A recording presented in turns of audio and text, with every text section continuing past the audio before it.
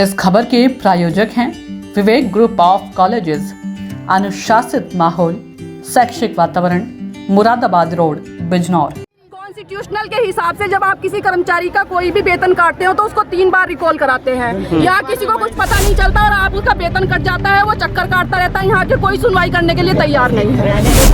तुम लोग 2 लाख में फर्जी डिग्री लेकर के आ गए हो, क्या उन्होंने MBBS की डिग्री फर्जी ली है? ऐसा कौन बोलते हैं? मैं मरीज देख रहा था वहाँ पे, उसके बाद में उन्होंने जो मेरे पास कूलर रखा था वो अपनी तरफ किया। मैं ऐसा करने से उनको मना किया तो मरीज जो दूसरे मरीज थे वो जाने के बाद में मेरे से हाथापाई करने लगे करने लगे और उसके बाद में तमंचा निकाल के और मेरी तरफ उन्होंने बढ़ाया। मैं मेरी जान कैसे भी करके उन वहाँ से छुड़ा के और मैं गांव वालों को बाहर भग गया तो गांव वालों ने मेरी हेल्प करी।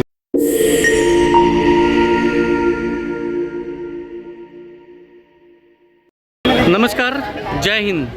आज हम पहुंचे हैं यहाँ पर CMO ऑफिस में। आप देख रहे हैं पीछे CMO ऑफिस है और CMO ऑफिस पर पीछे कई लोग यहाँ इकट्ठा हैं। एक स्वास्थ्य विभाग में काम करने वाले कुछ कर्मचारी हैं, संविदा कर्मचारी हैं, कुछ परमानेंट कर्मचारी हैं। इनकी कुछ अपनी समस्याएं हैं, कुछ मुद्दे हैं। बात करते हैं कि यहाँ पर ये लोग क्यों इकट्ठा हुए हैं, क्या अपनी समस्या लेकर यहाँ आए हैं, जिस वजह से अपने काम छोड़कर कार्य बहिष्कार करके इनको यहाँ पर CMO ऑफिस में आना पड़ा है।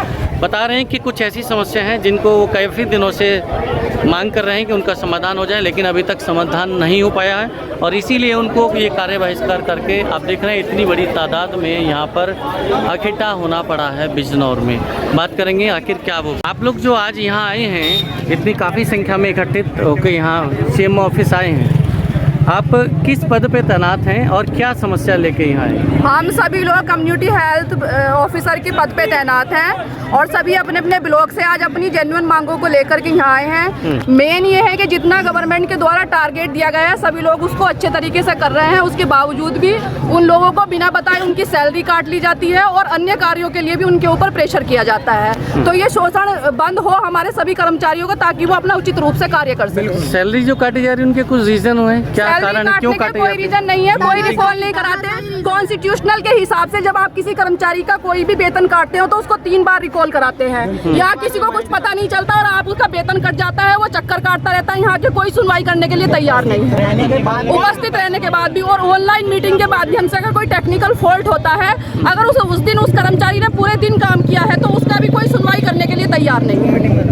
और हमारे एक साथी है रविराज, उनके कान पे तमंचा लगा करके उनको ये दिखाया गया कि तुम यहाँ से छोड़ के चले जाओ। क्यों चले जाए? क्या वो मेहनत नहीं करते? क्या वो किस चीज का फ्री का पैसा ले रहे हैं? रविराज ये कहते हैं कि तुम लोग 2 लाख में फर्जी डिग्री लेकर के आ गए हो, क्या उन्होंने MBBS की डिग्री फर्जी ली है? ऐसा कौन बोलते हैं? किरतपुर के MOIC ने ये चीज बोली है। अच्छा। हमारे आत्मसम्मान पर सवाल उठा रहे हैं। क्या हमारा कोई आत्मसम्मान नहीं है? हम लोग 8 घंटे से ज्यादा ड्यूटी करते हैं, पूरे 12 मतलब पूरे उसमें भी हमारा ये रहता है 12 घंटे काम ले हमसे। अच्छा, ये जो अभी आप बता रहे हैं रविराज, जूम मीटिंग का कोई प्रावधान नहीं है, इसलिए जूम मीटिंग के लिए हम लोगों ने पहले भी डिनाई किया है। हमारा कार्य प्रभावित होता है जब ऑनलाइन हम जूम मीटिंग को कभी भी लोग लिंक भेज देते हैं और उसके बाद ही हमें पता चलता है कब आया लिंक, कब नहीं आया। वो ऐसा हमारा गाइडलाइन में नहीं है कि आपको जूम मीटिंग के माध्यम से अटेंडेंस देनी पड़ेगी। एक चीज और ऐड ऑन करना चाहूंगी, जैसे हमारी जूम मीटिंग हो रही है, हमारी बहुत सारी मैरिड महिलाएं हैं, हमारी बहनें हैं, कुछ छोटे बच्चे हैं, ब्रेस्ट फीडिंग पर हैं, कुछ की प्राइवेसी दखल देते हैं उस चीज में।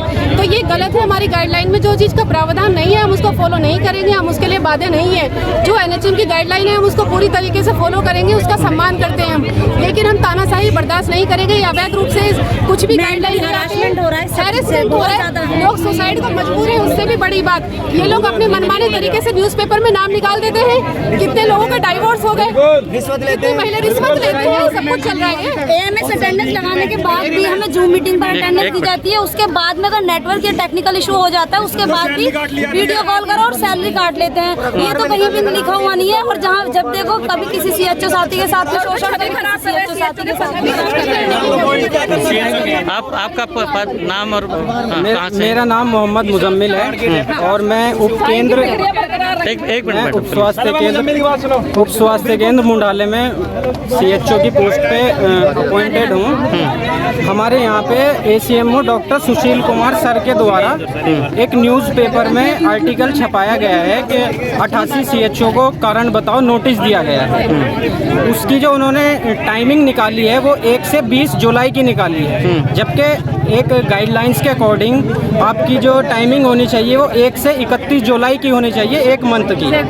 सर ने 20 दिन की निकाल दी है। अब वो हमारा अगर गाइडलाइंस के अकॉर्डिंग देखते हैं 51 से 55 के बीच में अगर हम वो टैली कर देते हैं, टैली होता है एक गांव का मरीज़ है उसको हम हायर सेंटर में कनेक्ट कर सकते हैं वीडियो कॉल के थ्रू।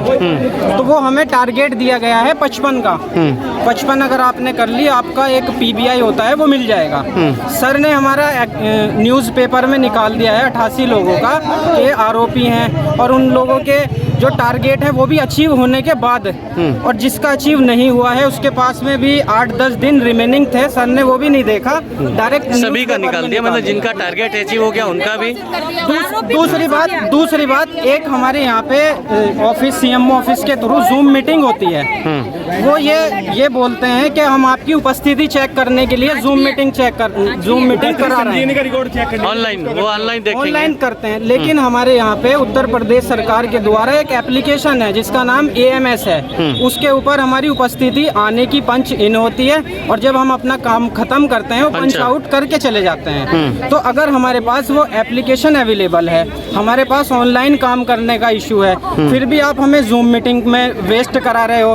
उसके बाद वो गाइडलाइन भी नहीं है उसमें। दूसरा क्या है, आप एक तरफ फिर पोर्टल के वर्क हैं, अगर हम जूम मीटिंग में 2 घंटे वेस्ट कर देते हैं हमारा पोर्टल का काम रुक जाता है। तो उस सभी के लिए हम सर से मिलने आए हैं। हमारे अधिकारी हैं, अपने अधिकारी से मिल सकते हैं, कोई इसमें क्राइम नहीं है। उसी के लिए हम लोग सब अपनी इकट्ठा समस्याएं लेके आए हैं। जी, क्या बताना चाह रहे हैं? वेतन विसंगति को लेके कुछ बता रहे हैं आप, बताइए। सर देखिए, शासन का आदेश ये है कि आपको मंथ की 7 तारीख में हमारा मानदेय मिल जाना चाहिए। तो वो इनके पास ये अगर हम NHM की गाइडलाइंस है उसमें ये है, MD मैडम का आदेश है कि आपको 7 तारीख के हर माह की 7 तारीख को वेतन मिल जाए। लेकिन वो हमें मिलता है 15 तारीख में, 12 तारीख में, 10 तारीख में, 20 तारीख में।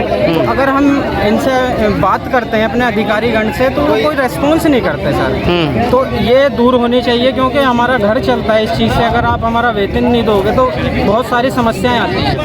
दूसरा पॉइंट सर, अगर आप किसी का पेमेंट काट रहे हो तो जो रूल्स है सर, वो रूल्स ये है आप उसको 3 बार रिमाइंडर डालें कि आपका ये इशू हुआ है, आप हमें आके मिलें। अगर वो जेन्युइन प्रॉब्लम है तो उसको सॉर्ट आउट कर सकते हैं। लेकिन ये कोई आपको कोई नोटिस नहीं देते, कोई नोटिस नहीं देते, डायरेक्ट उसका पेमेंट काट दिया जाता है। तो सर वो नहीं होना चाहिए। कुछ लोग हैं जो हमें शासन के द्वारा गाइडलाइंस हैं कि आपका इंक्रीमेंट लगना है 5%, अगर एक साल में 5%, वो अभी तक नहीं लगा है। कितना समय हो गया जब लगना चाहिए था? वो सर फाइनेंशियल ईयर खत्म होता है हमारा मार्च में। 1 अप्रैल की सैलरी में वो आ जाना चाहिए, वो नहीं आया सर, अभी तक नहीं आया। 3 साल हो गए। और कुछ सर जो लोग, मतलब आप कब से काम कर रहे हैं इस पोस्ट पे, CHO की पोस्ट पे सब लोग कब से लगे हैं? सर ये अलग ये योजना कब आई थी और कब से भर्ती हुई? 2018 में प्रधानमंत्री जन आरोग्य योजना आई थी। हमारे देश के प्रधानमंत्री माननीय नरेंद्र मोदी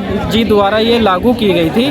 जो हमारे पूरे देश के अंदर 1.5 लाख सब हेल्थ सेंटर थे वो ऑपरेशनल नहीं थे। में कितने लगे हैं? हमारे डिस्ट्रिक्ट में सर 323 CHO हैं सर, पूरे जनपद में। हाँ, ऑफिशियली पूरे। ये कहाँ पर तैनाती CHC पे होती है या वेलनेस सेंटर पे होती है, कहाँ? सर ऐसा होता है हमारे ना स्वास्थ्य विभाग का टर्शरी पैटर्न है। एक होता है CHC यानी 1.5 लाख की पॉपुलेशन पे, एक होता है PHC जो 20,000 की पॉपुलेशन पे, उसके बाद तीसरा आता है हमारा सब हेल्थ सेंटर, जिसको बोलते हैं उप स्वास्थ्य केंद्र हिंदी में, जिसको वेलनेस सेंटर भी बोल सकते हैं सर। तो वो सर 5 से 10,000 की आबादी के जो छोटे गाँव होते हैं वहाँ पे रहता है। ये 5% का जो इंक्रीमेंट आपका लगना था कितने वित्तीय वर्षों से नहीं लगा है, अभी रुका हुआ है? सर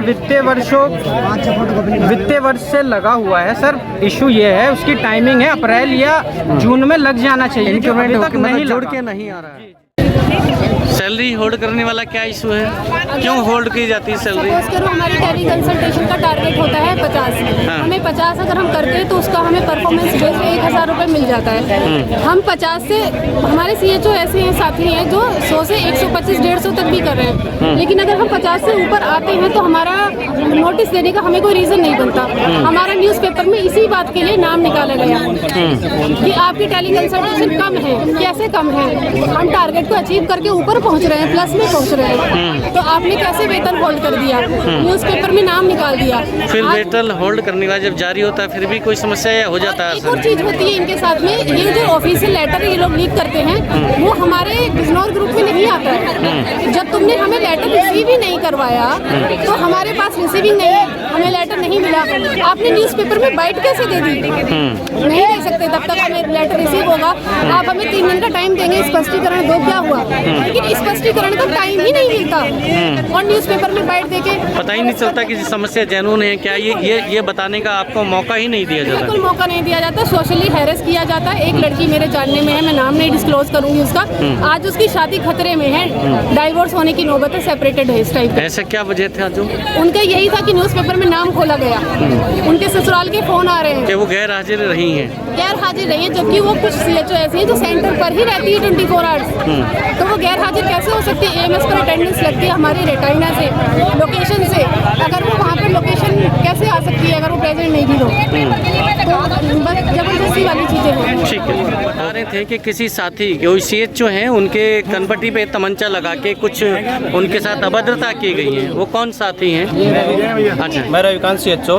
रविकांत, आप कौन सी CHO पर हैं? मैं नूरपुर ब्लॉक में SWC औरंगाबाद पे पोस्टेड हूँ।